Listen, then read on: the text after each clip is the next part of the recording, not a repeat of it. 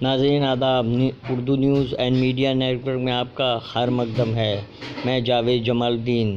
Urdu time کی شہ سرخی: مودی حکومت نے کسانوں کی خودکشی میں اضافہ کیا، ملک میں ایک بار پھر کورونا کا خطرہ بڑھا۔ کسانوں کو ہٹایا گیا تو سرکاری دفاتر کو غلہ منڈی بنا دیا جائے گا۔ سری نگر اپنی جب حالی کی داستان بیان کرتا، بٹ شاہ کا تاریخی مقبرہ۔ سچ کی آواز: غلہ منڈی میں بدل دیں گے سرکاری دفاتر، یوگی کے گڑھ میں پرینکا۔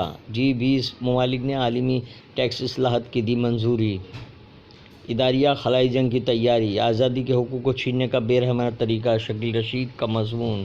روزنامہ انقلاب: ہندوستان ہر طرح کے چیلنج میں تیار، فلسطینیوں پر مظالم کی رپورٹ اسرائیلی نمائندے نے پھاڑ کر پھینک دی۔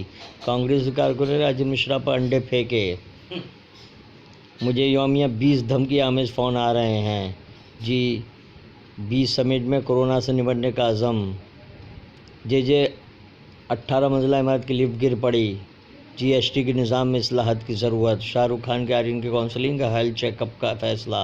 روزنامہ ہندوستان کی شہ سرخی: UP کے نوجوانوں کو روزگار۔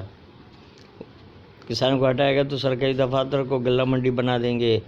میں ان کی کھوکھلی دھمکیوں سے ڈرنے والا نہیں ہوں، نواب ملک کا بیان۔